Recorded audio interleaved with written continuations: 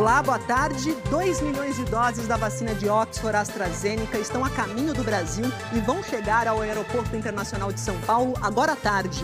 A vacina vem da Índia com atraso e num voo comercial depois da fracassada missão do governo federal. A Fiocruz disse que o lote já será liberado amanhã para os estados. A Anvisa decide hoje sobre o pedido de uso emergencial do Instituto Butantan para mais 4 milhões e 800 mil doses da Coronavac. Em 13 estados e no Distrito Federal, o Ministério Público investiga irregularidades na aplicação da vacina contra a Covid. Em Manaus, a vacinação ainda não foi retomada depois das denúncias de irregularidades na fila.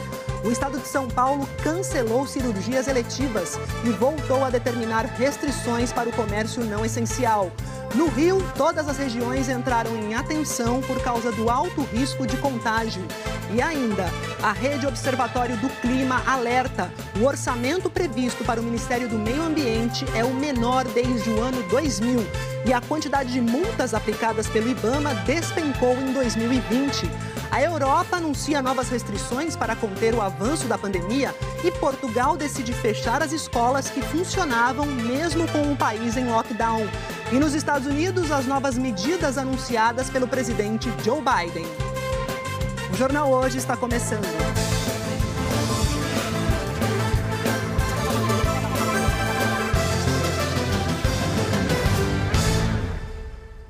O governo do estado de São Paulo anunciou agora há pouco medidas mais restritivas para conter o avanço da pandemia. A partir da próxima segunda-feira, nos finais de semana e feriados, todo o estado entra na fase vermelha, aquela em que somente os serviços essenciais podem funcionar. Eu vou falar agora ao vivo com a repórter Michele Barros, que acompanhou esse anúncio, esse pronunciamento, a entrevista coletiva, e traz as informações para a gente. Bem-vinda e boa tarde, Michele. Continuam autorizadas a estarem funcionando. Oi, Maju, boa tarde para você, boa tarde a todos. Nós estamos ainda acompanhando a entrevista coletiva. O staff do governo segue apresentando as medidas que passarão a vigorar, então, no estado. Neste momento está falando o secretário do Estado da Educação, Rocieli Soares, sobre as mudanças na educação.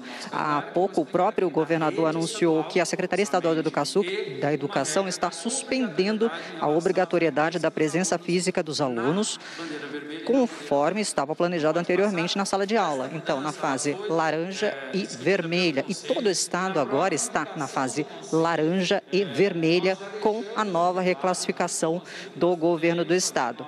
Retomando o que você estava falando anteriormente, Maju, vamos repassar então o que foi decidido já e anunciado já pelo governo do estado. Fim de semana e feriado vai valer a fase vermelha em todo o estado. Portanto, o comércio não essencial ele deve ficar de portas fechadas. Isso vale para lojas, academias, salões de beleza, escritórios, enfim, tudo tem que fechar as portas. Essa mesma fase vermelha, com essa restrição toda, também vai valer em todo o estado, de segunda a sexta-feira, a partir das 8 da noite, com essa mesma medida valendo até às 6 da manhã do dia seguinte. Portanto, de segunda a sexta em todo o estado, 8 da noite até às 6 da manhã do dia seguinte, vale a fase vermelha. Fim de semana e feriado também vale a fase vermelha. Isso começa a valer na segunda-feira da semana que vem.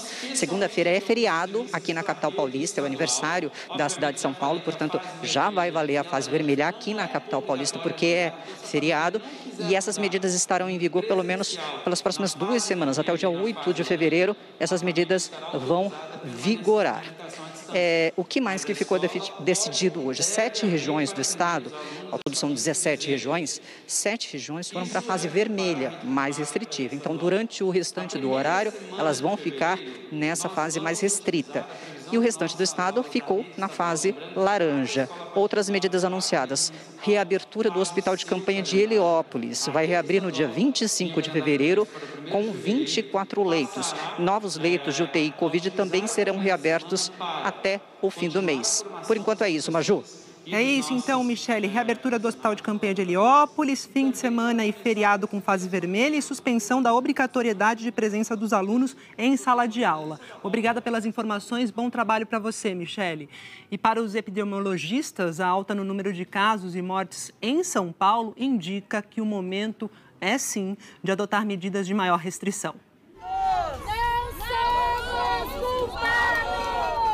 O protesto foi uma forma de pressão sobre o governo do estado. Os donos de bares e restaurantes não receberam bem as mudanças que deixaram o Plano São Paulo mais restritivo. Mas, para dois cientistas ouvidos pelo Jornal Hoje, é hora de tomar decisões difíceis. Está fora de controle e, infelizmente, a gente também vai acabar vendo, né, esses dados todos eles vão repercutir no número de óbitos para as próximas semanas, né? Então, assim, a gente vive uma situação muito delicada, bastante dura. As próximas semanas serão muito duras. Infelizmente, a tendência não é de queda, né? Como a gente observou no final da primeira quinzena de agosto, quando começou a média móvel de casos, de óbitos a cair. Não, infelizmente, nós não veremos isso para as próximas semanas. O estado de São Paulo registrou ontem a média móvel de 11.418 novos casos de Covid-19. Esse número só é menor do que o do dia 4 de agosto do ano passado. Mesmo assim, esse recorde da pandemia foi registrado graças a uma distorção. A Secretaria Estadual da Saúde tinha ficado dias sem conseguir computar os casos novos. Estamos há 14 dias com tendência de alta, tanto em número de casos quanto de mortes. E também há 2 semanas com mais de 200 mortes diárias. Ontem foram 236. Em março, logo no início da pandemia, todas as regiões de São Paulo foram colocadas na fase vermelha. Só os serviços essenciais funcionavam. Nos meses seguintes, algumas regiões passaram para as fases laranja e amarela. Em setembro, todo o estado estava na fase amarela, com menos restrições. E chegamos a ter algumas regiões na fase verde em outubro. O relaxamento das medidas de restrição cobrou seu preço. Nos meses de novembro e dezembro, algumas regiões do estado foram obrigadas a voltar para a fase vermelha. Os pesquisadores dizem que esse aumento nos números tem mais de uma causa. É resultado das aglomerações das festas de fim de ano e das viagens agora em janeiro. As mutações que deixaram o vírus mais contagioso também fazem parte dessa conta, mas para eles, o principal combustível dessa segunda onda é o comportamento dos cidadãos e das autoridades. Nós vamos ter que voltar a uma fase vermelha, uma fase de maior retenção das pessoas em casa. Isso acho que isso não tem discussão. É um fato que vai ter que ser adotado. Embora nós começamos a vacinar, para o efeito da vacina acontecer, vai demorar ainda. Então, enquanto nós não tivermos a cobertura vacinal de pelo menos uma parte grande da população, nós não vamos ter efeito nas mortes, nas internações, nem nada disso. Então, nós temos que manter as duas coisas, adotar as vacinas e manter o distanciamento social. E seguinte, um dos indicadores que mais influenciam para reclassificações, na verdade, do plano de reabertura da economia é a taxa de ocupação dos hospitais. Na cidade de São Paulo, 7 em cada 10 leitos de UTI da rede municipal estão ocupados. E nas UTIs do interior do estado, esse índice também está alto. Não tem mais vaga de UTI nesse hospital contratado pela Prefeitura de São Paulo para atender pacientes com Covid-19. Os 10 leitos de terapia intensiva estão ocupados. Como o número de casos de infectados pelo novo coronavírus está cada vez maior, a pressão nos hospitais aumentou muito também. Além desse aqui, pelo menos outros 2 que atendem pela Prefeitura de São Paulo estão com UTIs lotadas. Outros 3 hospitais estão com mais de 80% da UTI ocupada, como este na Zona Sul de São Paulo. Lá dentro tá mais organizado, né? Não deixa ficar todo mundo numa sala só.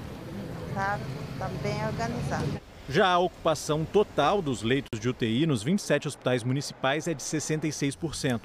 O secretário de Saúde disse que 1/4 dos pacientes mora fora de São Paulo. São de pessoas não residentes na cidade.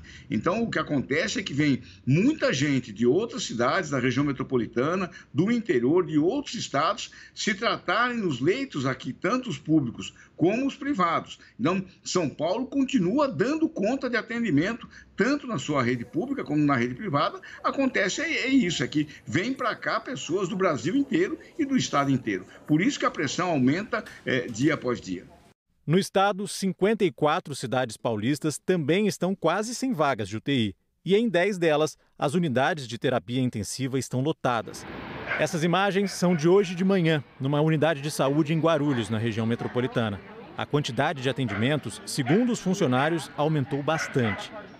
Um levantamento feito por pesquisadores da Universidade de São Paulo e da Universidade Estadual Paulista mostra que no dia 1º de dezembro eram 10.114 pacientes internados em enfermarias e UTIs nos hospitais públicos no estado de São Paulo. Ontem eram 13.711, um aumento de 36%. Para esse infectologista, o aumento nos casos e, consequentemente, na ocupação dos hospitais é um efeito das aglomerações do fim de ano. Ele diz que, junto com as medidas de restrição, as pessoas precisam se cuidar.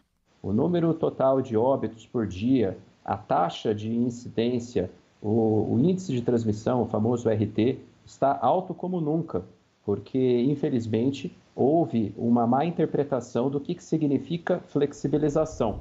Nós estamos, não é uma segunda onda, nós estamos numa tsunami de casos graves, de internações em UTIs, e, infelizmente, a rede hospitalar de grande maioria do Brasil já não aguenta mais, já não suporta mais esse influxo de pacientes. E por causa da lotação dos hospitais, o governo de São Paulo anunciou também a suspensão das cirurgias eletivas nos hospitais estaduais. Cirurgias eletivas são aquelas que não são de urgência. O governo também prometeu a abertura de mais 750 leitos de Covid no estado de São Paulo. Vamos para o Ceará, porque no Ceará já estão valendo as novas medidas de restrição para tentar conter a disseminação da Covid. Então, eu vou conversar agora com o repórter Alessandro Torres, que traz as informações para a gente. Boa tarde, Alessandro. Oi, Maju, boa tarde a todos. Por aqui a doença vem se espalhando mais. Em Fortaleza, onde a situação é pior, para se ter uma ideia, o número de testes positivos era de 20,6% e agora a porcentagem aumentou de dezembro, do início de dezembro para cá, de 20,6% para 31,8%. O novo decreto prevê que os passageiros, principalmente que saem de Fortaleza no transporte coletivo, só utilizem esse transporte realmente em caso de trabalho ou em caso de uma urgência. E prevê mais fiscalização por parte dos agentes municipais e também de outros órgãos. O decreto ainda proíbe o uso de áreas comuns e de equipamentos de lazer nos condomínios, prevê um aumento de fiscalização nos condomínios, nos bares e restaurantes. Aqui no Ceará, a gente já tem mais de 360 mil casos, mais de 10 mil mortes. Com o novo decreto, o número de UTIs no estado para Covid aumenta de 364 para 575. E só em Fortaleza, onde a situação é pior, o número de novos casos vem aumentando em 2.000 novos casos, em média, por semana. Agora há pouco, por exemplo, foi anunciado que estão proibidos a venda e o consumo de bebida alcoólica a partir das 10 horas da noite em Fortaleza e em espaços públicos, e já a partir de hoje. Maju. Restrição valendo, então, a partir de hoje, nada de bebida a partir de 10 da noite. Obrigada, Alessandro Torres, pelas informações. Lá em Porto Velho, não tem mais leitos de unidade de terapia intensiva para a Covid na rede pública de saúde. E a ocupação dos leitos clínicos já está em 80%. O Jefferson Carvalho está em frente a uma unidade básica de saúde e tem as informações para a gente. Jefferson, bem-vindo. Boa tarde. Boa tarde, Maria Júlia. Boa tarde para quem acompanha o Jornal Hoje. Exatamente, não há mais leitos de UTI aqui na capital para quem tem Covid-19. Como você disse, 100% de ocupação nos leitos de UTI. 136 pessoas estão internadas nesses tipos de leitos. E como você disse, a preocupação é que os leitos clínicos também estão com uma taxa se aproximando dos 80% de ocupação. Nesse momento, pessoas que estão internadas na UPA, unidade de pronto atendimento aqui da capital, aguardam serem transferidas para leitos do estado. 7 pessoas aguardam leitos clínicos e outras 7 aguardam os leitos de UTI da rede estadual serem liberados para saírem da rede municipal para a rede estadual. Porto Velho está entre as 29 cidades aqui do estado que regrediu de fase no plano de reabertura econômica do estado. Apenas serviços essenciais podem ser abertos pelos próximos dias até o próximo dia 26. A rodoviária da capital, por exemplo, foi fechada e viagens intermunicipais estão proibidas. Há toque de recolher na cidade entre as 8 horas da noite até as 6 da manhã do dia seguinte. Apenas pessoas que trabalham com os serviços essenciais têm a permissão para circular. A capital também vem apresentando aumento no número de casos de Covid-19 neste início de ano e, consequentemente, no número de internações. Até ontem, a cidade tinha 46.724 diagnósticos positivos da doença, sendo 9.107 ativos e 1.012 mortes. Esse é o número mais atualizado divulgado pela Secretaria de Estado da Saúde, a CESAL. Nós procuramos o governo do estado de Rondônia, mas até o momento não tivemos um retorno. Maju. É isso, Jefferson Carvalho trazendo informações para a gente de Rondônia, de Porto Velho. Obrigada, Jefferson. E novas medidas restritivas vão chegando aqui, também lá em Maceió. O comércio da faixa de areia vai ter a ocupação reduzida. Essa informação foi divulgada agora há pouco pela Prefeitura e já começa a valer a partir de hoje. O número de mesas, cadeiras e guarda-sóis na praia é agora no máximo de 15 conjuntos por vendedor. E o que motivou a decisão foi o alerta dado pelos médicos que apontam um possível pico de transmissão do coronavírus em março, quando começa o período chuvoso na região. Minas Gerais também vive um momento de forte crescimento nos números da pandemia e em Belo Horizonte é cada vez maior a procura por leitos de UTI por pacientes que viajam do interior do estado. Minas Gerais vive o pior momento da pandemia. Desde março do ano passado, quando a Secretaria Estadual de Saúde começou a divulgar o número de casos, o que chama a atenção é a velocidade com que o coronavírus se espalhou. Foram 6 meses para que Minas atingisse pouco mais de 200 mil casos da doença. Mas em apenas 30 dias, de 17 de dezembro a 17 de janeiro, 160 mil novos infectados foram confirmados no estado. Hoje, um novo recorde em 24 horas.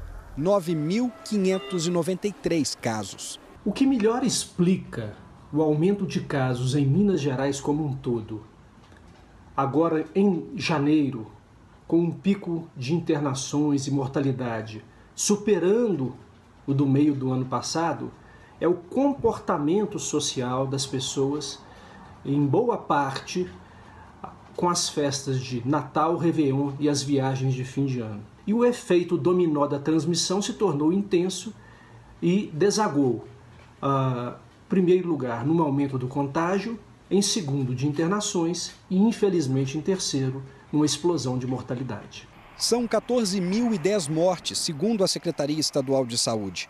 Mais de 3.000 registradas só no último mês.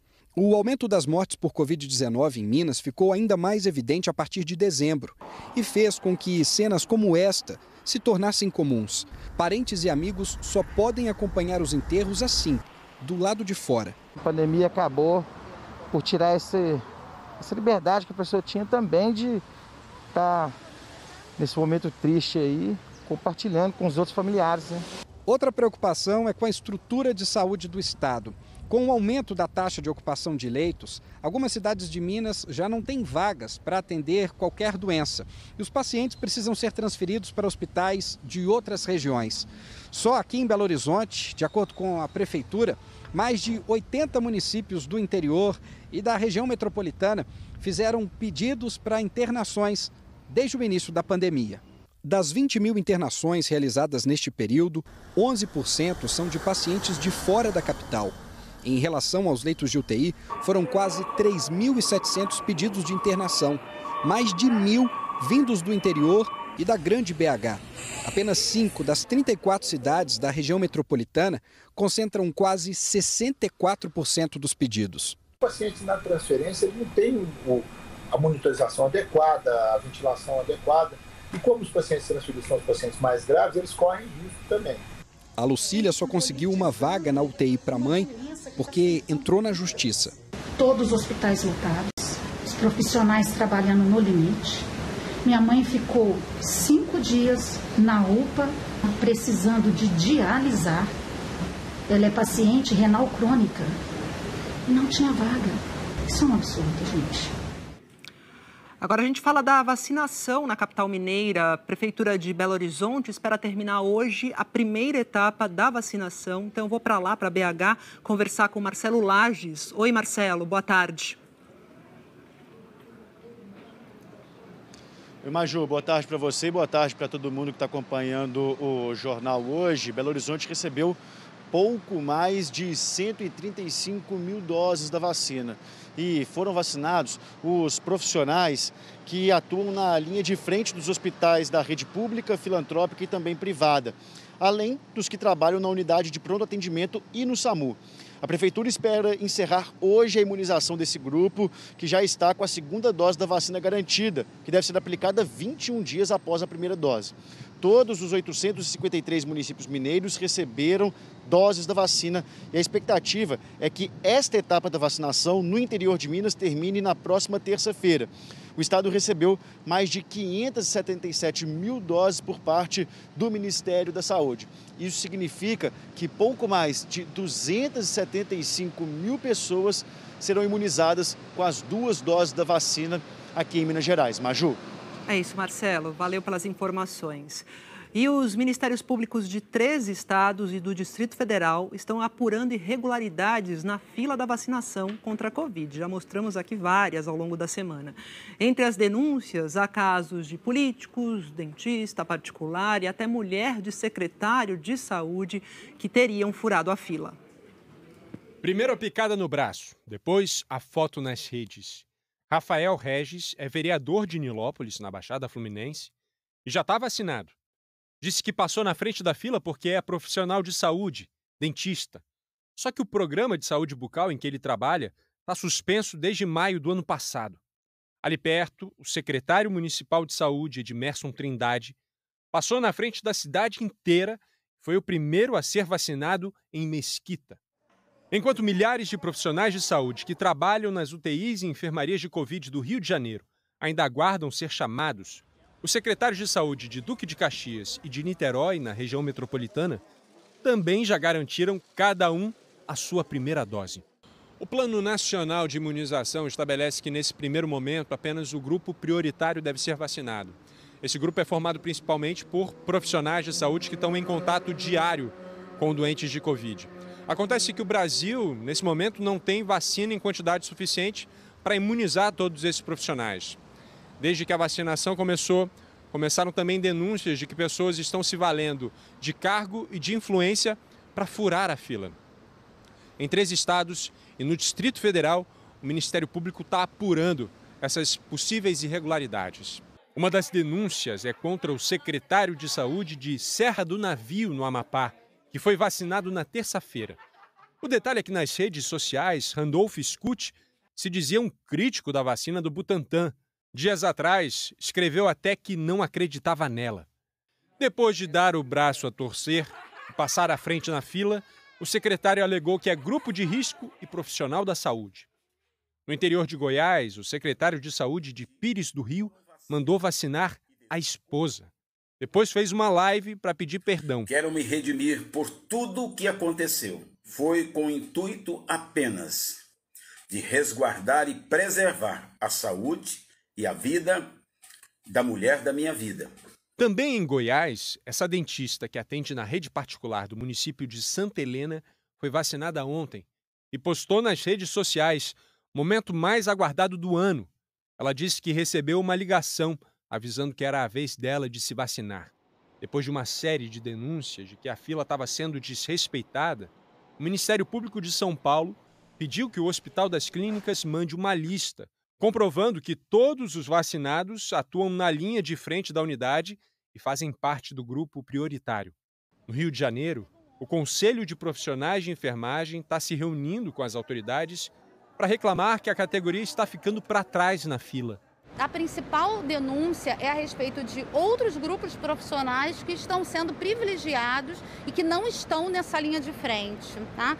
E também denúncias de ordem social, como coação da equipe de enfermagem em relação a estar passando à frente pessoas, então, com maior poder aquisitivo, pessoas, então, por favorecimento de vários tipos de ordens sociais.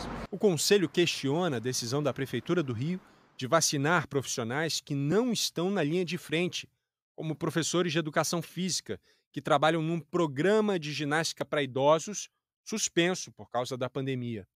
A Prefeitura disse que esses profissionais ajudam na campanha de vacinação, mas não disse de que forma essa ajuda acontece nesse momento de tão poucas doses da vacina. Agora senta que lá vem a história. Vamos às respostas de todos os citados. A Prefeitura de Nilópolis disse que o vereador Rafael Regis, do Solidariedade, tem direito à vacina porque trabalha numa clínica da família. Já a Prefeitura de Mesquita afirmou que o secretário de Saúde é médico, faz parte do grupo de risco e costuma visitar os polos de atendimento. Por isso, recebeu a vacina. A Prefeitura de Niterói informou que o secretário Rodrigo Oliveira visita hospitais diariamente e que a vacinação dele é importante, pois demonstra para a população a confiança na eficácia da imunização diante de boatos. A Prefeitura de Duque de Caxias afirmou que o secretário de Saúde do município, o José Carlos de Oliveira, de 62 anos, é médico e atua na linha de frente no combate à Covid. Está presente assiduamente em toda a rede pública de saúde da cidade e atende a população presencialmente. A Prefeitura de Serra do Navio, no Amapá, não se pronunciou. Em nota, a Prefeitura de Pires do Rio, em Goiás, disse que está apurando o caso da mulher do secretário de Saúde que foi vacinada. Você viu na live ele pedindo perdão. A Promotoria de Justiça de Santa Helena de Goiás abriu um procedimento para apurar por que 67 profissionais da área particular da saúde foram vacinados. Em nota, a Secretaria Estadual de Saúde de São Paulo informou que foi notificada pelo Ministério Público e vai prestar todos os esclarecimentos necessários dentro do prazo. Segundo a nota, o Hospital das Clínicas disse que imunizou 60% do corpo de trabalhadores do complexo e que vai verificar eventuais inadequações nos procedimentos de vacinação. E no estado do Rio, todas as 33 regiões administrativas entraram hoje em atenção por causa do risco alto para a transmissão do coronavírus. A cidade do Rio está em alerta. O número de bairros com risco alto de contágio do novo coronavírus vem aumentando nas últimas 3 semanas. Hoje, o prefeito do Rio deu um recado sobre a responsabilidade de parte da população. Pessoas que acreditaram naqueles que negavam o perigo da doença. Inclusive algumas autoridades que eram contra medidas como o distanciamento social e o uso de máscara.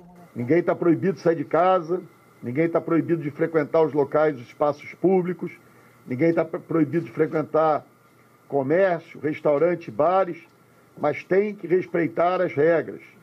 Sair disso é falta de consciência, é burrice. A declaração foi durante a divulgação do 3º boletim epidemiológico da Covid-19 na cidade.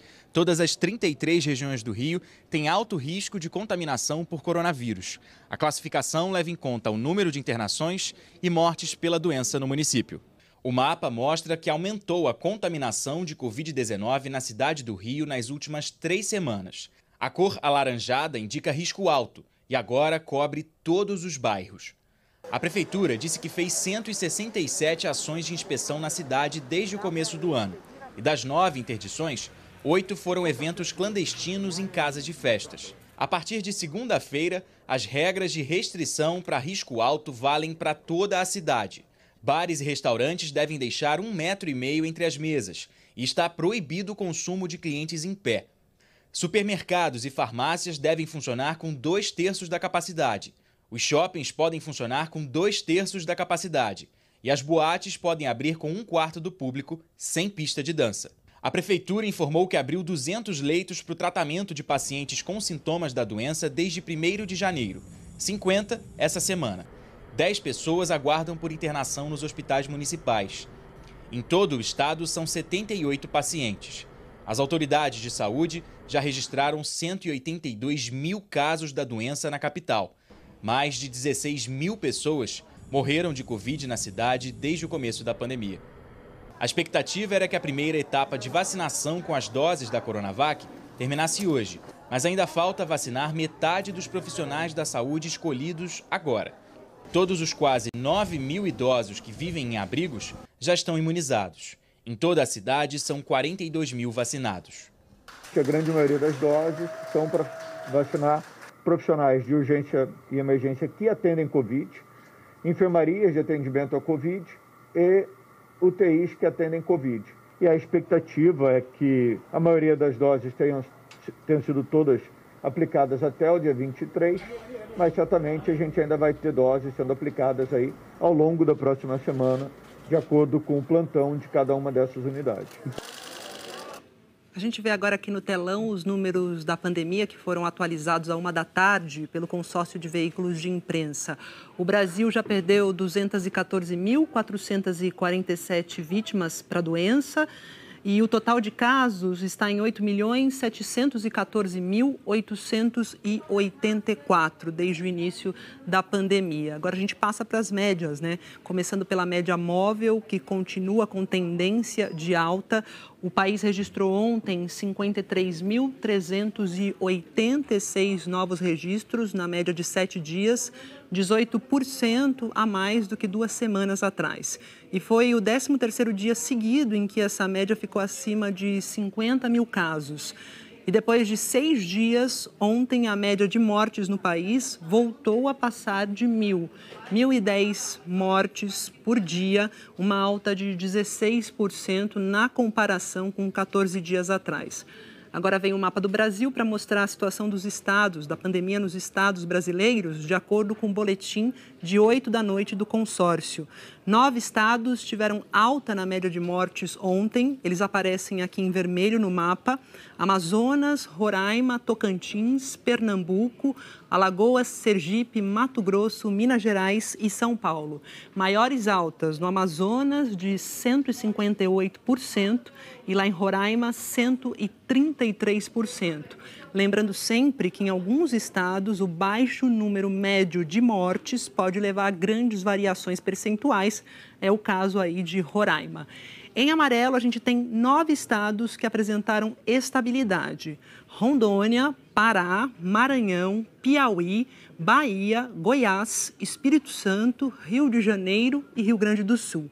E em azul estão o Distrito Federal e mais 8 estados que tiveram queda na média de mortes: Acre, Amapá, Ceará, Rio Grande do Norte, Paraíba, o DF, como eu falei, Mato Grosso do Sul, Paraná e Santa Catarina. Maiores quedas no Paraná, uma queda de 57%, e no Acre, com redução de 56%.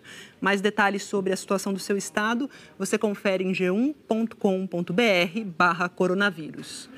E o Reino Unido recebeu uma notícia de esperança depois de 18 dias em lockdown, bloqueio total, com hospitais lotados e equipes médicas trabalhando no limite. A taxa R, que indica a transmissão do coronavírus, caiu. Então vou direto para Londres falar com o Rodrigo Carvalho, que tem os detalhes para a gente. Oi, Rodrigo, boa tarde.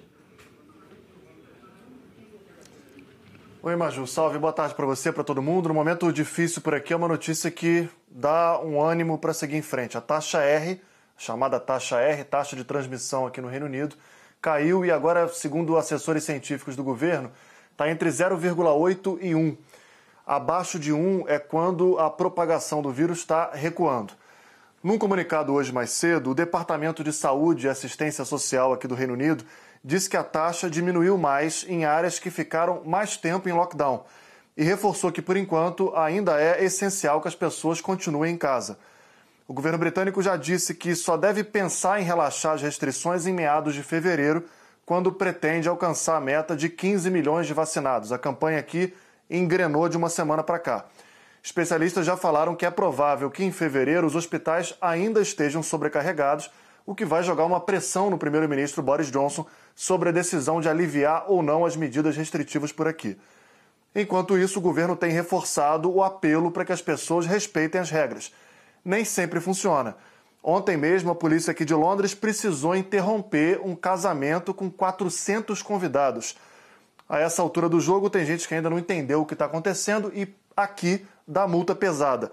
Nesse caso, os organizadores podem ter que pagar 10 mil libras, o equivalente a 73 mil reais.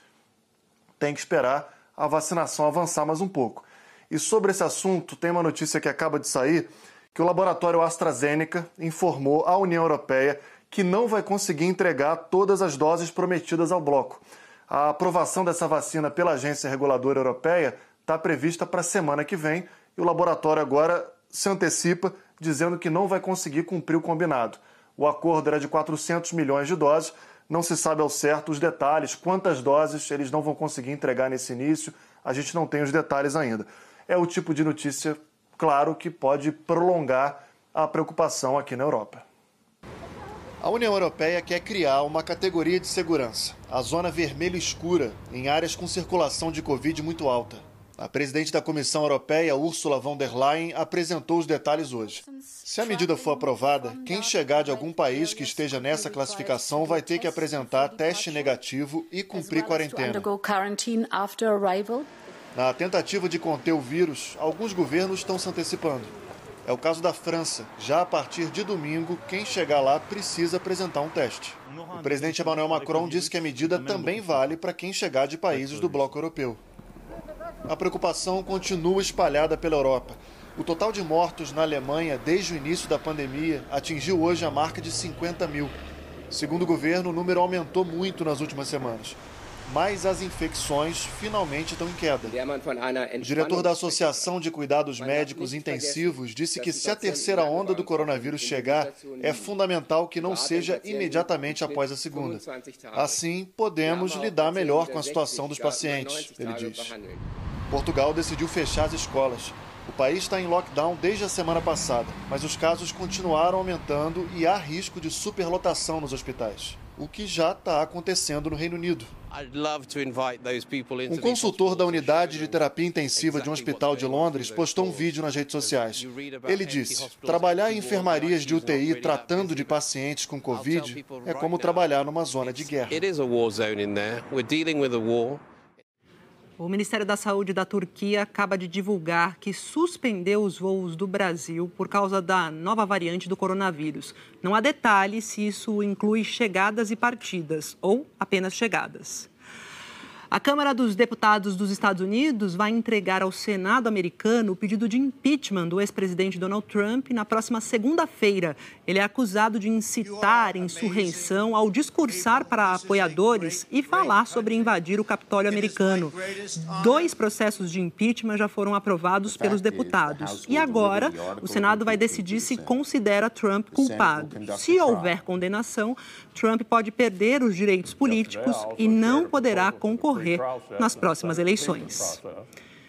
E o novo presidente dos Estados Unidos, Joe Biden, vai assinar hoje 2 ordens executivas para acelerar a resposta do governo no combate à pandemia. Então, a gente vai para Nova York falar sobre esse assunto com o Felipe Santana, porque Biden está mantendo essa tendência de começo de governo, que é priorizar o combate à Covid, né, Felipe? E agora, qual é o foco dele com esse anúncio aí? Quem que vai ser beneficiado? Boa tarde.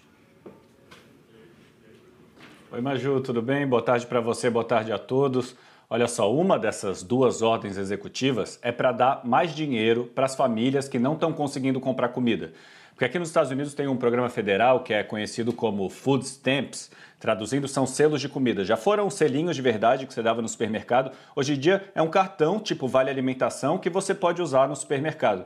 Ele é dado pelo governo para as famílias mais pobres e com essa ordem executiva, o Biden quer aumentar o valor desse cartão alimentação de 15% a 20% para uma família de 4 pessoas. Essa ordem executiva prevê também um auxílio emergencial para aquelas famílias que dependem da merenda da escola para as crianças terem o que comer. Vão ser mais $100 a cada 2 meses para cada família de 3. A organização Feed America estima que em 2020, 50 milhões de americanos possam ter passado fome, incluindo 17 milhões de crianças. Tem ainda mais coisa nessa ordem executiva. A medida vai permitir que pessoas que não se sentem seguras no trabalho por causa da pandemia, essas pessoas vão poder pedir demissão e ainda assim entrar no seguro-desemprego. O governo anterior era contra isso porque dizia que o pessoal ia ficar no benefício e não ia mais procurar trabalho. Daí, a segunda ordem executiva é pagar para todos os funcionários do governo um salário mínimo de $15 por hora.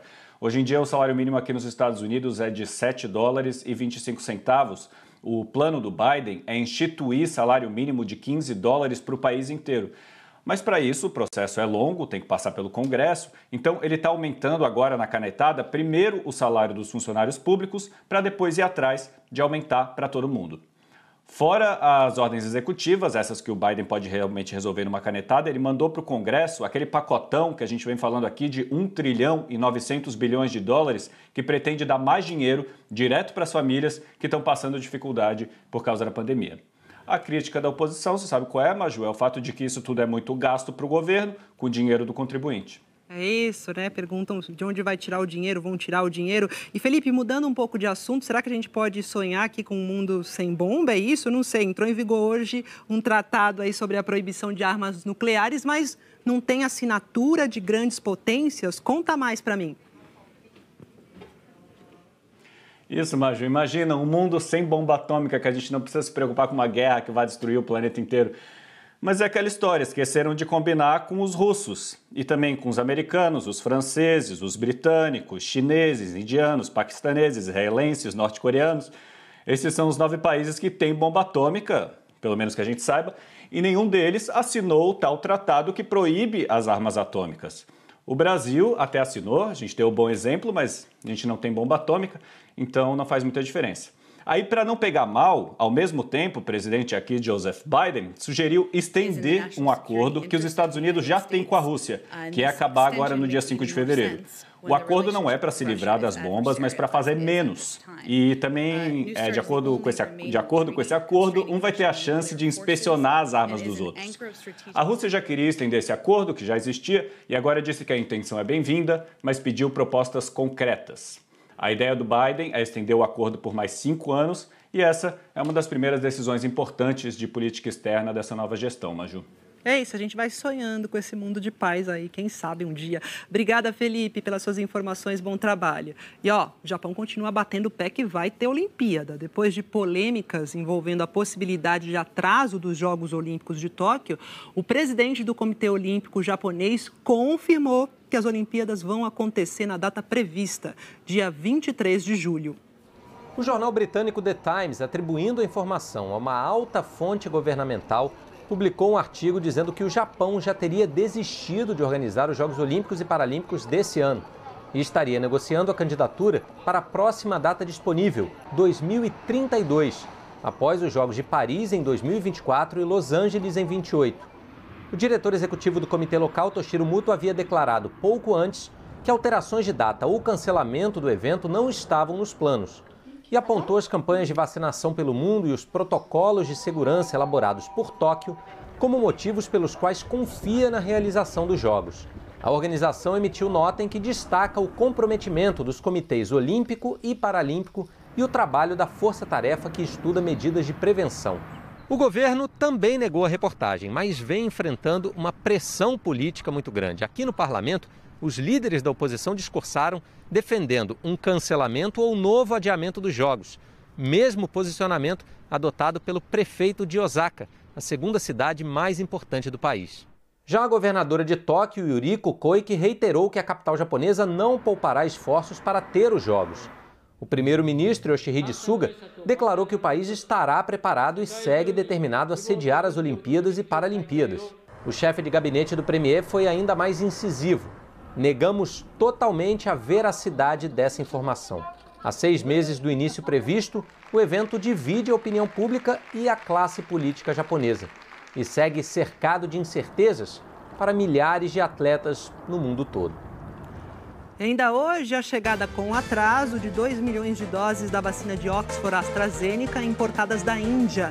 E a seguir, governadores concordam com uma cota extra de vacinas para o Amazonas conter a pandemia. Mas em Manaus, a vacinação ainda não foi retomada depois das denúncias de irregularidades na fila. Já, já.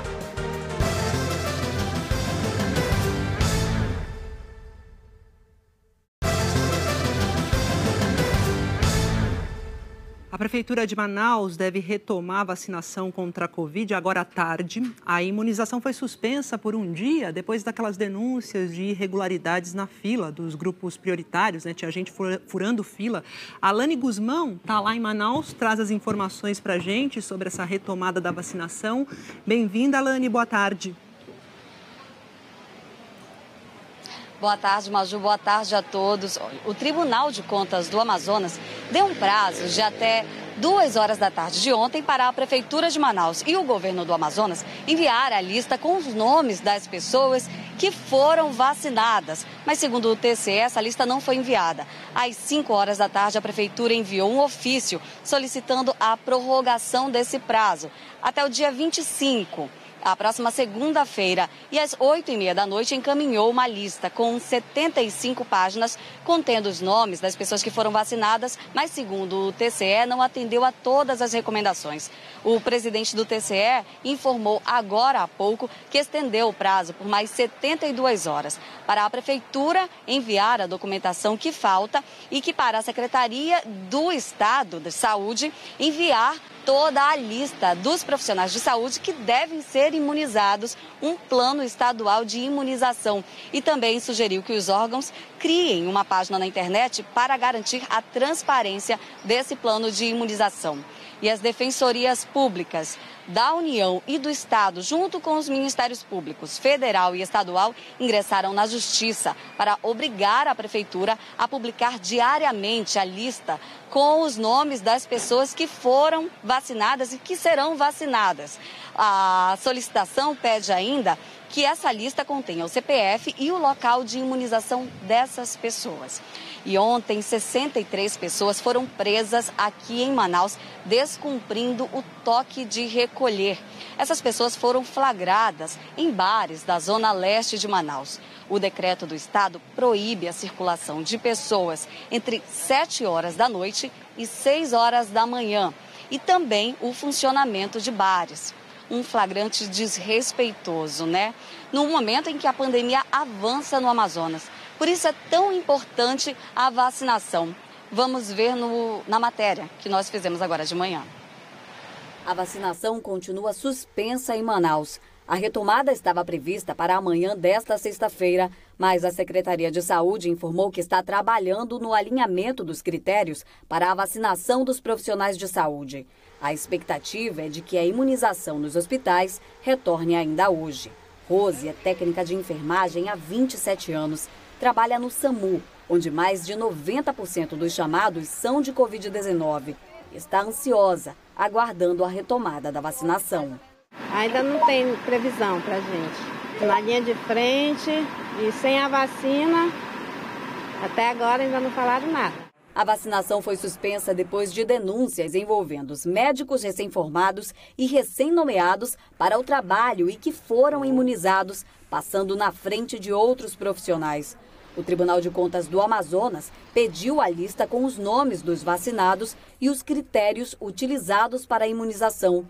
O Ministério Público também está investigando as denúncias. Pessoas que deveriam estar sendo vacinadas, imunizadas neste momento, que fazem parte dos grupos prioritários, estão sendo deixadas para trás, enquanto outras pessoas que não deveriam estar sendo imunizadas agora já estão sendo. É óbvio que todos os profissionais são importantes, porém, neste momento de escassez, é necessário dar uma prioridade para certos grupos, não privilégios, mas prioridades. Ontem à noite, um grupo de profissionais da saúde de Manaus fez protesto na troca de plantão do Hospital Platão Araújo. Segundo o Sindicato dos Trabalhadores da Saúde, trabalhadores que estão direto com pacientes com Covid não estão sendo vacinados. O prefeito de Manaus, Davi Almeida, do Avante, afirmou que denúncias de pessoas furando fila na prioridade da aplicação das vacinas na capital são fake news. Em meio a essa polêmica, a situação da rede hospitalar de Manaus é preocupante. A taxa de ocupação de leitos públicos de UTI para a Covid passa dos 96%. 544 pacientes com a doença aguardam uma vaga em hospital. A ocupação dos leitos clínicos para adultos na rede pública é de 105%. Aqui em frente ao Hospital João Lúcio, ambulâncias estão paradas, aguardando a liberação de macas que estão com pacientes dentro da unidade de saúde. E a espera já dura mais de 24 horas. Eu entrei lá, não tem leito, né? O paciente fica na nossa maca retida, aí o que prejudica o nosso atendimento, né? Na população também. E estou muito chamada no SAMU, somente agora nessa segunda onda da pandemia, né? Aumentou mais ainda o atendimento. Com o sistema de saúde em Manaus pressionado e os profissionais trabalhando à exaustão, os conselhos federal e regional de enfermagem estão fazendo uma fiscalização em hospitais da capital e do interior. Nesse momento, no município de Iranduba, interior do estado, evidenciamos superlotação, profissionais da saúde sobrecarregados, oxigênio no limite e muito improviso na assistência devido à situação pedimos imediata interferência das autoridades para que essa situação seja minimizada ou resolvida. Agora a gente fala de transferência. Hoje faz uma semana da operação de transferência de pacientes do Amazonas para 8 estados e já foram transferidos 197 pacientes. As últimas transferências foram feitas ontem. 36 pacientes foram encaminhados para Vitória, no Espírito Santo. E a previsão é de que mais 18 pacientes sejam transferidos daqui a pouco, 2 horas local, para Belém, no Pará. Maju. Obrigada, Alane, pelas informações. Bom trabalho para você aí em Manaus. E a gente viu aí a situação retratada pela Alane, né? Esse caos no Amazonas, e diante disso, governadores defendem que o estado receba uma cota extra de vacinas. A Andréa Sadi tem as informações sobre isso para a gente. Bem-vinda, Sadi. Boa tarde. Tudo bom, Maju? Boa tarde a você, boa tarde a todos. Ontem à noite teve uma reunião dos governadores, na verdade do grupo de trabalho de Manaus, que conta com governadores, também técnicos de Manaus e integrantes do Ministério da Saúde. Diante do quadro, desse colapso no sistema de saúde que a gente está vendo, essa tragédia em Manaus, eles chegaram a uma proposta que foi levada a outros governadores. Qual é essa proposta? Uma cota extra das vacinas que estão para chegar para os estados, que serão distribuídas pelos estados, para os estados, ainda nesta sexta-feira. O governador do Piauí, que é o Wellington Dias, eu conversei um pouco com ele, ele representa o Fórum dos Governadores, e ele estava nessa reunião ontem. Ele disse que a proposta é de enviar cerca de 300 mil vacinas para Manaus, Maju, para tentar evitar o contágio. Ele disse que o diagnóstico é esse, que está cada vez mais rápido esse contágio, então eles estão com medo, estão preocupados que isso sufoque ainda mais o sistema de saúde público do Amazonas. Então, essa cota extra foi levada, essa proposta, para governadores, no grupo que eles têm no WhatsApp, e segundo o Wellington Dias, 22 governadores aceitaram essa proposta, abrir mão de uma parte da cota para Manaus. Nas palavras de Wellington Dias, é uma questão humanitária diante do colapso do sistema de saúde por lá. Segundo o governador do Piauí também, o Ministério da Saúde já topou essa proposta, mas a gente não teve uma resposta ainda do Ministério da Saúde, mas os governadores já deram aval para repassar, então, uma parte dessas vacinas que vão chegar ainda nessa sexta-feira para os estados. É isso, 22 governadores, então, já aceitaram, né, Sadi? Obrigada pelas informações, bom dia para você. E a Prefeitura de Curitiba identificou a presença na cidade de 9 pessoas infectadas com coronavírus que vieram do estado do Amazonas. Algumas viajaram para o sul por conta própria e foram encontradas porque procuraram um atendimento médico. 3 delas estão internadas. As 9 pessoas testaram positivo para a Covid-19. Nenhuma estava internada no Amazonas. Elas viajaram nos últimos 15 dias e procuraram atendimento já em Curitiba. Segundo a Secretaria Municipal de Saúde, 6 pessoas vieram em voos comerciais. Entre elas, um casal que testou positivo no dia 13 de janeiro e no dia 15 veio para Curitiba sabendo que estava com o vírus.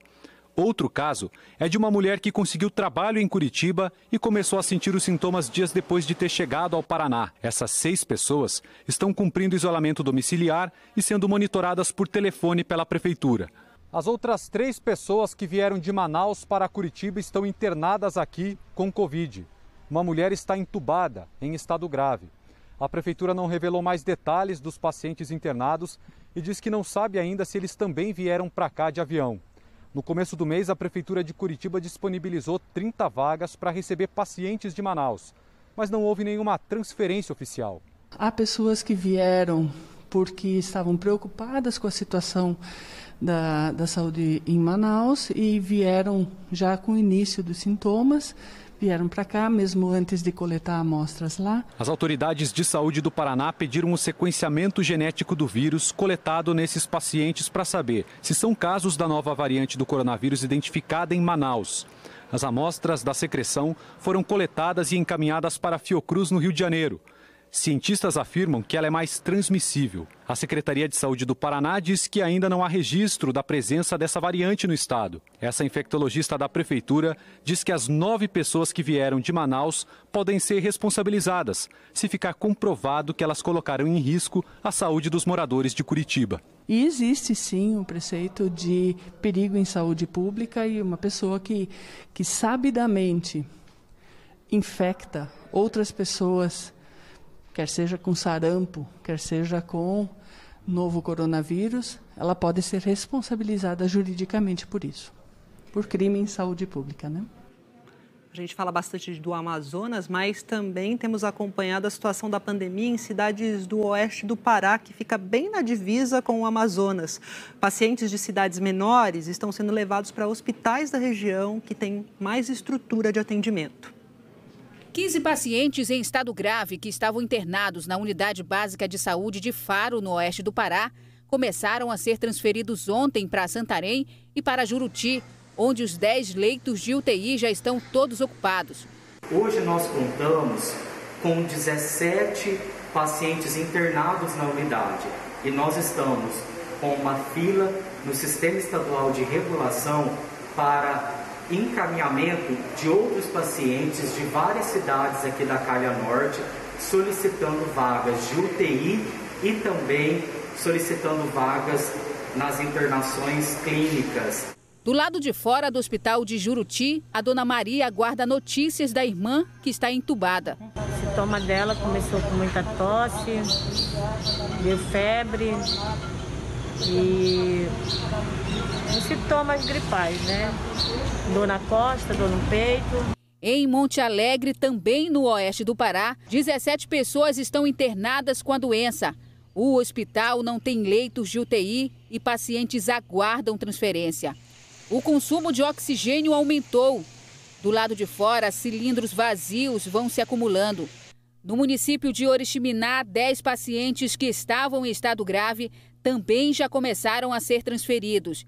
A cidade, que chegou a ficar sem oxigênio, recebeu uma usina para produzi-lo e tentar regularizar o fornecimento. Agora são 5 aeronaves disponibilizadas pelo governo do Pará para levar pacientes que estão em situação mais grave até os hospitais regionais de Santarém e Itaituba. A preocupação é com a ocupação de leitos de UTI, já que a demanda de municípios com menos estrutura vem crescendo. Ainda nesta sexta-feira, há previsão de mais uma transferência de pacientes para essas unidades. O governador do Pará, Helder Barbalho, do MDB, disse que pretende reforçar a vacinação contra a Covid no oeste do Pará. Para uma imunização daqueles que têm mais de 75 anos, com isto construindo uma barreira imunológica para a faixa etária que tem maior sensibilidade e risco de contágio e, consequentemente, de óbito. O desembargador Eduardo Siqueira, do Tribunal de Justiça de São Paulo, foi condenado a pagar R$20 mil ao guarda municipal lá de Santos, que ele insultou em julho do ano passado. A gente vai refrescar a memória de vocês e rever essa história, as imagens aqui. Olha só, o desembargador foi flagrado passeando sem máscara na praia de Santos, no litoral de São Paulo. Aí os guardas municipais disseram para ele colocar uma máscara, mas ele se negou e humilhou os agentes.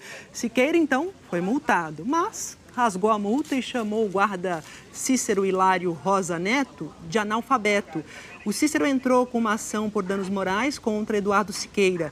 E ontem o juiz José Alonso Beltrame Júnior, da 10ª Vara Civil de Santos, determinou o pagamento de R$20 mil. A defesa do desembargador disse que ele não concorda com a sentença e que vai recorrer da decisão.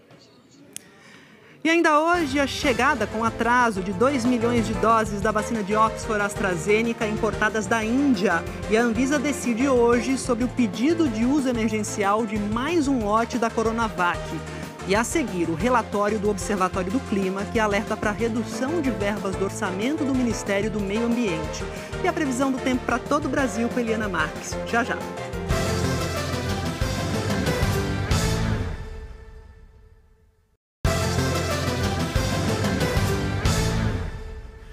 O Observatório do Clima divulgou hoje um relatório alertando sobre a redução de verbas do orçamento do Ministério do Meio Ambiente, que atinge áreas como fiscalização e combate a incêndios. Esse corte foi o maior desde o ano 2000. Essa rede aí afirma, que é o Observatório do Clima, afirma ainda que em 2020 o governo Jair Bolsonaro alterou quase 600 normas ambientais. Aquela famosa frase do ministro do Meio Ambiente, Ricardo Salles, na reunião ministerial em abril do ano passado, virou o título do relatório, Passando a Boiada. Enquanto estamos nesse momento de tranquilidade no aspecto de cobertura de imprensa, porque só fala de Covid, e passando a boiada. O documento traz um levantamento feito pelo projeto Política por Inteiro, que mostra que houve 593 canetadas do governo federal relacionadas ao meio ambiente em todo o ano passado. Na classificação das normas por impacto, 57 determinavam reformas institucionais, 32 eram revisaços de regulamentos, outras 32 promoviam flexibilização, 19 desregulação e 10 eram revogaços. São temas que tratam da flexibilização do controle da exportação de madeira, da tentativa de liberação de petróleo em áreas sensíveis e passam ainda pela proposta de extinção do Instituto Chico Mendes, entre outros. É um governo que opera na reação. Ele não está nem prevenindo a ocorrência de questões, de problemas ambientais, ele tampouco está resolvendo. Então, é sempre operar na reação, é sempre chegar atrasado no que precisa ser resolvido. O relatório traz ainda uma análise histórica de todo o orçamento disponível para a área ambiental e revela que os gastos previstos para este ano, de 1,72 bilhão, são os menores em 2 décadas. Isso para todas as despesas, inclusive as obrigatórias, e atinge áreas como fiscalização e combate a incêndios. O maior orçamento autorizado até então foi em 2013, quase 4 vezes maior do que o deste ano. Segundo o diretor executivo da ONG Contas Abertas, é importante reforçar que o valor efetivamente gasto pode ser ainda menor do que o que for autorizado na lei orçamentária. Ainda há tempo para que esse valor pequeno seja revertido por iniciativa do Congresso Nacional, inclusive por meio de emendas parlamentares ou mesmo da realocação de recursos. O orçamento, ainda mais num país com uma situação fiscal difícil como a do Brasil, é sempre um cobertor curto. O Observatório do Clima faz ainda uma série de alertas no relatório sobre o avanço do desmatamento e das queimadas ao longo do ano passado. E isso no momento em que a comunidade internacional cobra mais responsabilidade do Brasil com o meio ambiente. Só na Amazônia, o desmatamento aumentou 9,5% no ano passado. Desde 2008, não era registrada uma taxa tão alta de devastação. Ao todo, mais de 11 mil quilômetros quadrados, área que corresponde a uma Jamaica ou a mais de 8 vezes o tamanho da cidade do Rio de Janeiro, por exemplo. No Pantanal, os focos de queimadas aumentaram 220% em relação a 2019. Até dezembro do ano passado, ocorreram 22.116 focos, o maior número registrado desde o início do monitoramento feito pelo INPE, em 1998. Até então, o ano com mais queimadas tinha sido 2005, com 12.536 focos. O relatório também aponta que, apesar do aumento nas queimadas e no desmatamento, o número de multas aplicadas pelo IBAMA caiu 20% no ano passado, na comparação entre 2020 e 2019. Em relação a 2018, a queda foi ainda maior, de 35%. Em entrevista à Globo News, o secretário executivo do Observatório do Clima criticou as ações do governo. Quando a gente olha para esse relatório, você tem a nítida imagem de que o governo trabalha de forma coordenada e persistente para a destruição do meio ambiente, A gente perde na questão ambiental, perde na questão climática, perde na imagem do Brasil e as consequências econômicas são terríveis. Vamos às notas. O Ministério da Economia rebateu a comparação de recursos para o meio ambiente no orçamento de 2021 com o de anos anteriores e criticou a metodologia do relatório. A ONG Contas Abertas reafirmou que os recursos previstos para este ano são inferiores aos de anos anteriores. E o Observatório do Clima disse que mantém a análise. O Ministério do Meio Ambiente e o Conselho Nacional da Amazônia Legal, que é comandado pelo vice-presidente Hamilton Mourão, não comentaram o relatório. E há 2 anos, uma lei proibiu a construção de barragens do tipo amontante no Brasil, aquelas em que constroem-se degraus com o próprio rejeito, e obrigou que todas as existentes fossem desativadas. E o prazo para isso vence daqui a 1 ano, mas os trabalhos estão atrasados. O alerta foram os desastres das barragens de Mariana em 2015 e de Brumadinho em 2019. As estruturas que colapsaram, mataram trabalhadores e moradores e devastaram o meio ambiente usavam a mesma forma de construção, alteamento a montante. Nessa técnica, a barragem vai sendo elevada com degraus feitos com o próprio rejeito gerado pela mineração. É o método mais simples e mais barato, mas não é o mais seguro, segundo os especialistas. Quando a gente considera que vai construir essa barragem, que é aquele paredão de solo, então de rejeito, em cima de um reservatório, esse reservatório é aquele lago que recebeu todo o material que é líquido, que é pastoso. Então, se essa construção não espera para que esse material se adense e fique resistente, a construção vai ser feita em cima de um material instável.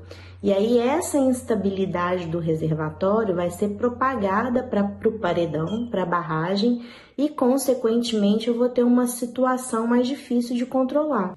Uma lei proíbe esse tipo de construção no Brasil e obriga as mineradoras a acabarem com as barragens feitas assim. O primeiro passo para isso é modificar a estrutura. Nesse processo chamado de descaracterização, todo o rejeito acumulado por anos em um vale tem de ser retirado. Depois é preciso fazer a proteção de encostas e reflorestar a área, com plantio de árvores e espécies da região. Esta é a barragem B3-B4 da Vale, que fica em Nova Lima, na região metropolitana de Belo Horizonte. Ela tem 222 mil metros cúbicos de rejeitos e está no nível 3 de emergência, que representa o mais alto risco para rompimento. Os trabalhos para desfazer a estrutura começaram em novembro do ano passado, mas observe que não tem ninguém dentro das máquinas. Como a estrutura está com risco elevado, todo esse trabalho é comandado à distância, neste ponto aqui, a mais ou menos 300 metros da barragem, uma área que não seria atingida em caso de um rompimento.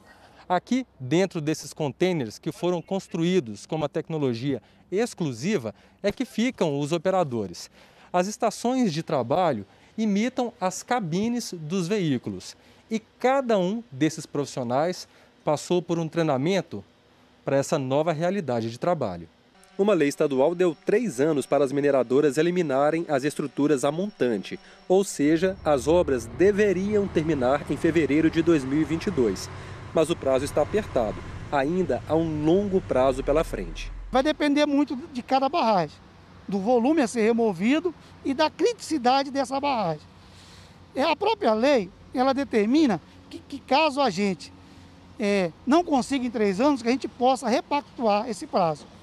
O nosso objetivo é fazer no menor tempo possível, mas sempre privilegiando a segurança. De acordo com o governo, Minas Gerais tem 54 estruturas que precisam ser descaracterizadas, mas apenas uma obra ficou pronta até agora. Esta era a barragem B2 da CSN Mineração em abril de 2019. O trabalho de eliminação começou em 2018 e terminou em abril do ano passado. Em Macacos, vilarejo vizinho à barragem da Vale, em Nova Lima, os moradores estão ansiosos. O local, que é ponto turístico da região, está vazio desde que a estrutura foi classificada como de alto risco de rompimento. A pessoa logo imagina, eu vou estar num lugar minado, que eu possa morrer, que possa acontecer algo com um familiar, com um ente querido. Mas há um TAC com o Ministério Público do Turismo que está em andamento, será tão em breve assinado. Essa região vai ser uma das melhores, com certeza. A Vale disse por nota que os projetos para dar fim a essas barragens a montante estão sendo feitos com segurança e que todas as barragens continuam sendo monitoradas 24 horas por dia por estações robóticas que são capazes de detectar movimentações milimétricas. A Secretaria do Meio Ambiente de Minas Gerais disse que todo o processo das barragens para a desmontagem delas é acompanhado pela Agência Nacional de Mineração, pela Fundação Estadual do Meio Ambiente e pelo Ministério Público do Estado.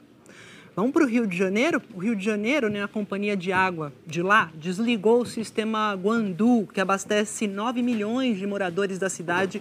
Isso foi desligado aí por 10 horas. Segundo a SEDAI, que é a companhia, uma nova análise encontrou algas numa lagoa próxima à estação. Por isso, o sistema ficou parado preventivamente das 8 da noite, às 6h15 da manhã. Moradores de vários bairros do Rio e da Baixada Fluminense ficaram sem água e o abastecimento só deve ser normalizado no domingo. Os moradores vêm reclamando, na verdade, do gosto e do mau cheiro da água que sai da estação do Guandu. A SEDAI disse também que voltou a colocar carvão ativado no tratamento da água e que uma perícia vai dizer se cheiro e gosto estranhos foram provocados pela geosmina, que é aquela substância. Só que isso só deve sair na semana que vem. A geosmina é um composto orgânico e que costuma aparecer em águas paradas e poluídas. Essa substância não é tóxica, portanto, não causa danos à saúde de quem consome a água.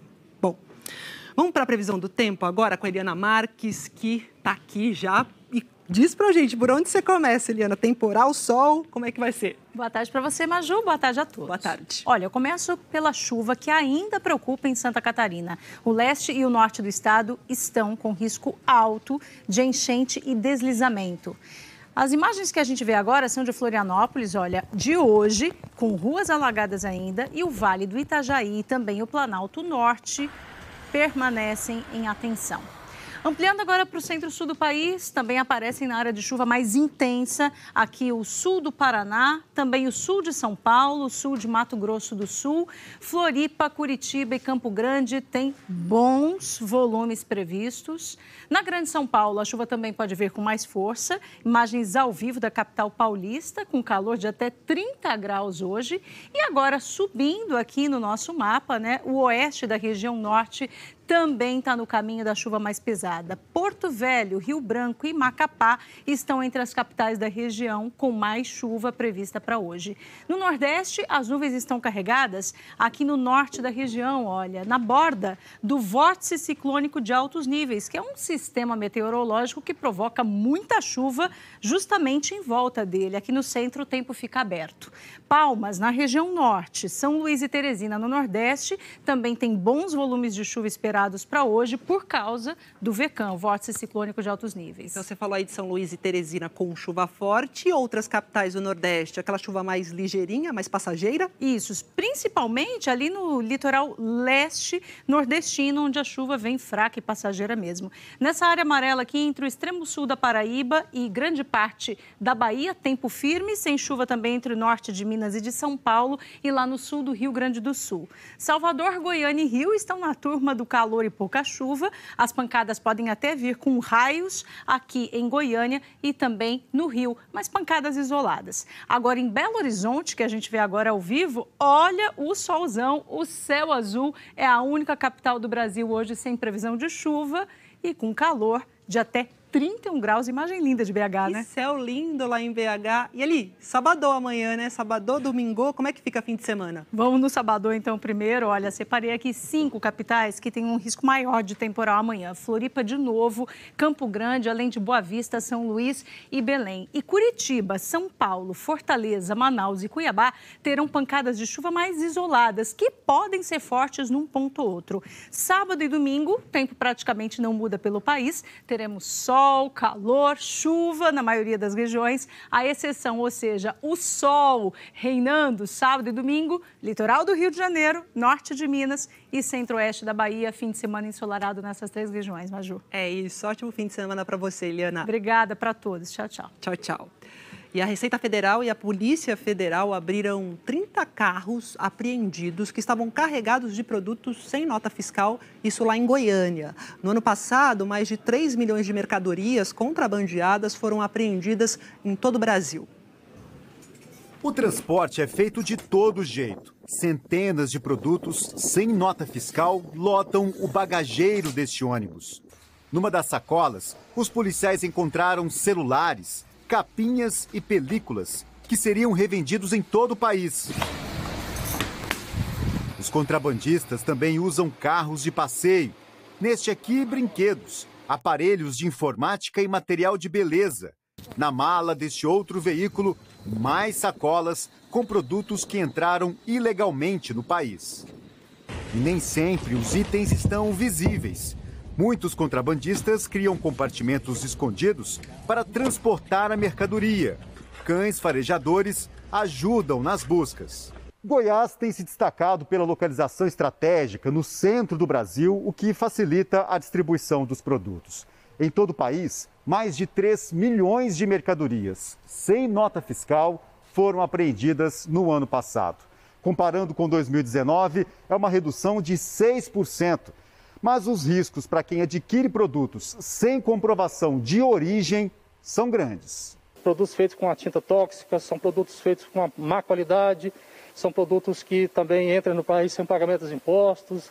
Então, não é só questão tributária. A Receita, quando apreende esse tipo de mercadoria, ela está ali defendendo não só a questão tributária, mas também a saúde da população. Quando é apreendida, a mercadoria vem parar em pátios como esse da Receita Federal. Aqui em Aparecida de Goiânia, mais de 30 veículos foram abertos hoje. Muitos são carros que foram alugados para tentar dificultar o trabalho da polícia. Quando abordados, qualquer coisa considerada ilegal, no caso do próprio contrabando, o bem é apreendido, é lacrado e trazido para a Receita Federal. A partir daí, nem a própria locadora, nem o próprio cidadão que dirigia tem esse bem naquele primeiro momento. Aí a briga vai para a Justiça. E a seguir, 2 milhões de doses da vacina de Oxford AstraZeneca chegam agora à tarde ao Brasil. A vacina vem da Índia com atraso e num voo comercial. A Organização Mundial da Saúde assina um acordo para receber 40 milhões de doses da vacina Pfizer-BioNTech. E a decisão da Anvisa sobre o uso emergencial de mais um lote da Coronavac. Já, já.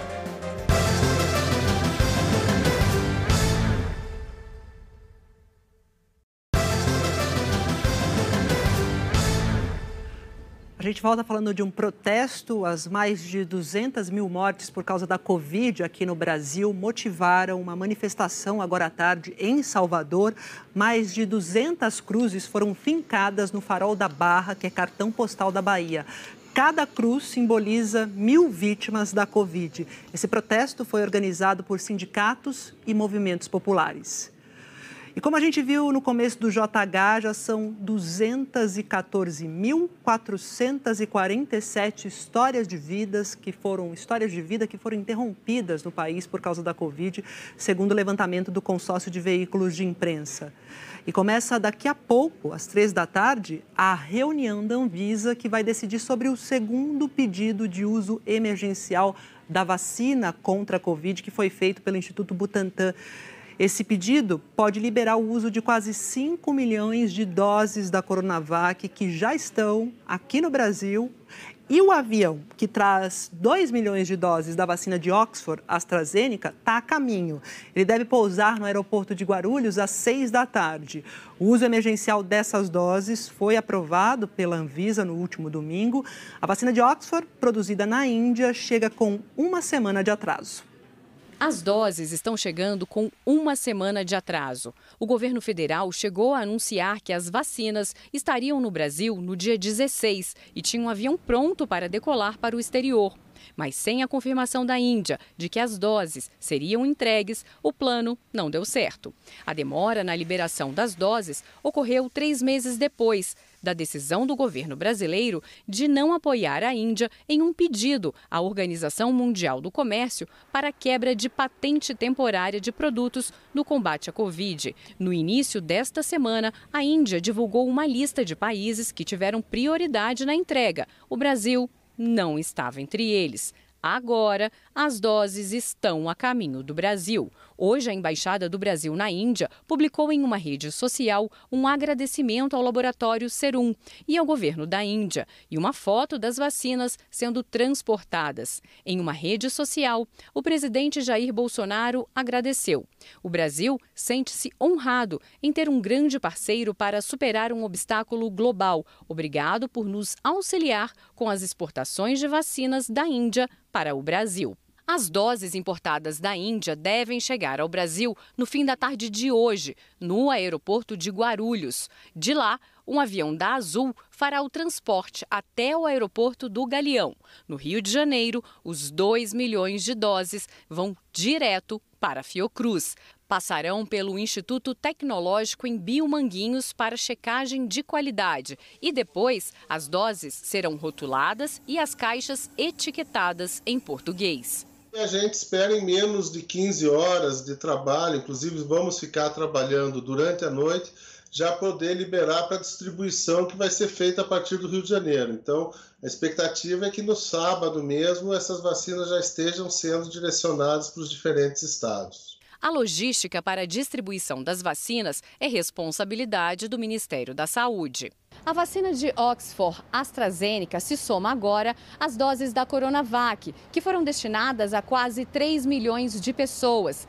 Profissionais de saúde que estão trabalhando diretamente no combate à Covid, indígenas e pessoas com mais de 60 anos ou deficientes, em asilos ou instituições. O governo ainda não divulgou como vai continuar a estratégia de vacinação com as doses da AstraZeneca. Com as doses da Coronavac já distribuídas, a orientação do governo é para que sejam vacinados 34% dos profissionais de saúde que estão na linha de frente do combate à Covid. Hoje à tarde, a Anvisa vai se reunir para decidir sobre o segundo pedido de uso emergencial feito pelo Instituto Butantan para 4,8 milhões de doses prontas da Coronavac, que foram envasadas no Brasil. Quantidade que, se a Anvisa aprovar, também vai ser distribuída e aplicada nos próximos dias. Além dessas doses da Coronavac, que dependem da decisão da Anvisa hoje, o Brasil tem para o uso emergencial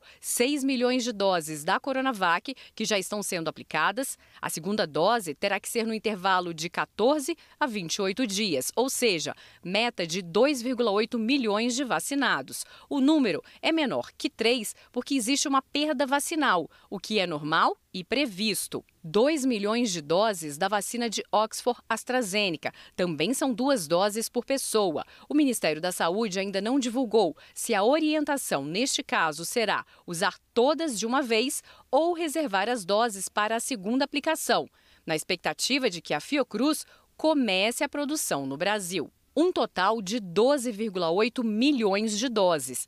Esse número é suficiente para completar a imunização de pouco menos da metade do primeiro dos 4 grupos prioritários divulgado pelo governo federal, o que exige uma escolha na ponta dos municípios de quem será vacinado. A Adriana trabalha na emergência e não foi vacinada nessa primeira leva. O sentimento é de injustiça, desvalorização, de desmotivação, porque nós, enquanto profissionais do centro cirúrgico, nós também recebemos paciente Covid e nós somos uma porta aberta, onde recebemos pacientes urgências, onde não dá tempo de fazer uma triagem desse paciente. Com a chegada da vacina da Índia, o Ministério da Saúde passa a trabalhar com 2 vacinas diferentes. O controle terá de ser rígido para que uma pessoa vacinada receba a primeira e a segunda doses da mesma vacina, do mesmo laboratório.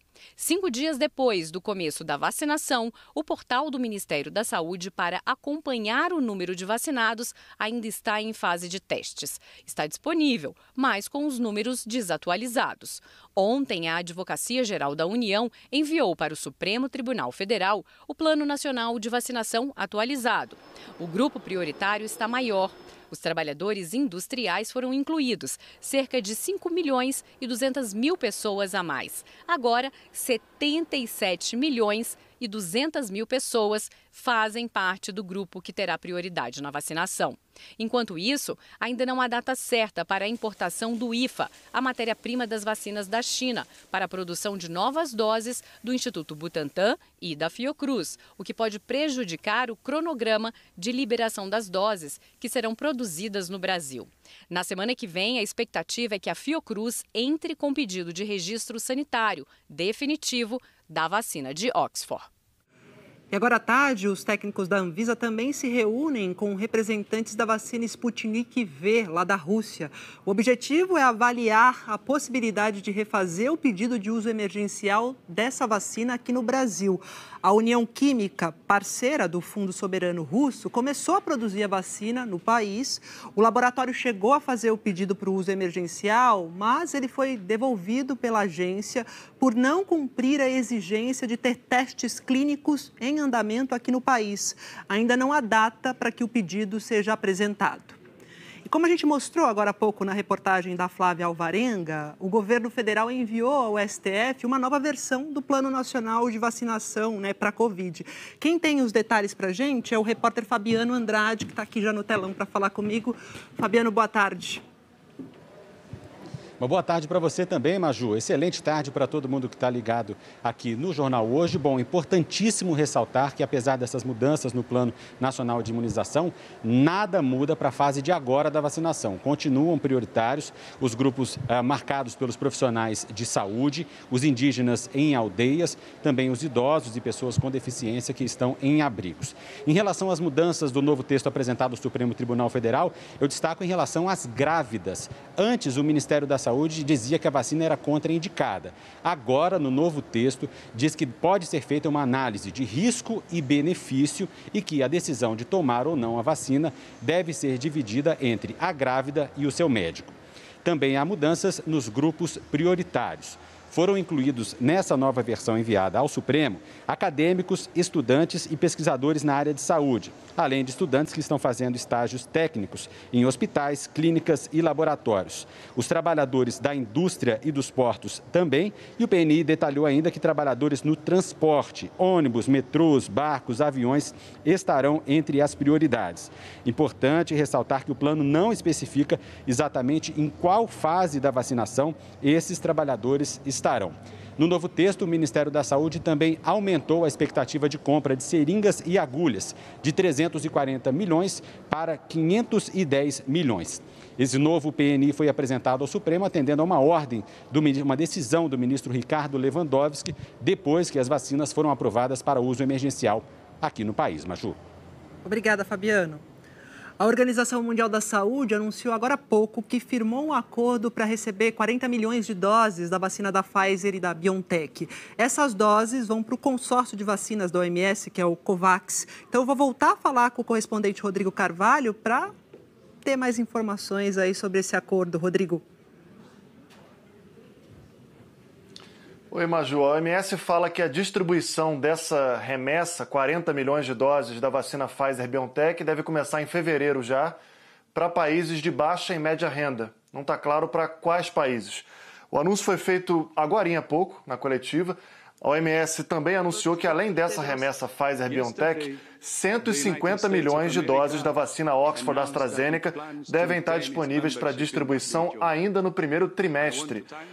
Ontem, o COVAX, o consórcio global de vacinas liderado pela OMS, disse que pretende entregar ainda esse ano 1,8 bilhão de doses para 92 países pobres. O Brasil não está nessa lista.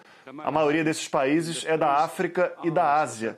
Isso é fundamental para fazer a vacina chegar em países que não têm poder de compra para fechar grandes acordos.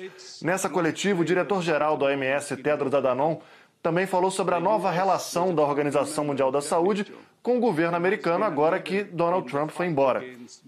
Ele disse que já conversou com a vice-presidente Kamala Harris, celebrou o fato de um novo governo já ter cancelado a saída dos Estados Unidos da OMS e lembrou que os americanos têm um papel vital na saúde global e lideram a luta contra várias doenças como varíola, poliomielite, malária e HIV. E nesse contexto da pandemia, a presença americana é muito importante. Terminou agora há pouco também a coletiva de imprensa do governo britânico. Mais cedo, aqui no JH, a gente informou que a taxa de transmissão do vírus caiu aqui no Reino Unido. Sobre isso, agora há pouco, o primeiro-ministro Boris Johnson disse que, apesar do número de infecções estar aparentemente se estabilizando, a taxa ainda é muito alta e o governo não pode nem começar a considerar uma suspensão do lockdown. O lockdown aqui, Maju, como a gente disse mais cedo, continua pelo menos até meados de fevereiro. Está tudo fechado lá fora, os bares, os pubs clássicos aqui estão fechados já há um tempo. Restaurante só funciona para entrega, as lojas não essenciais estão fechadas também. Por isso estou fazendo essa entrada ao vivo de casa aqui, porque a situação, apesar da taxa ter caído, ainda é muito crítica por aqui, Maju. É isso, Rodrigo. Obrigada pelas informações. Bom trabalho para você, bom isolamento por aí. Agradeço também a sua audiência. O Jornal Hoje termina por aqui. Você acompanha outras notícias no Jornal Nacional. E para rever as reportagens, vai lá ao Globoplay. Boa tarde, ótimo fim de semana. Até segunda-feira.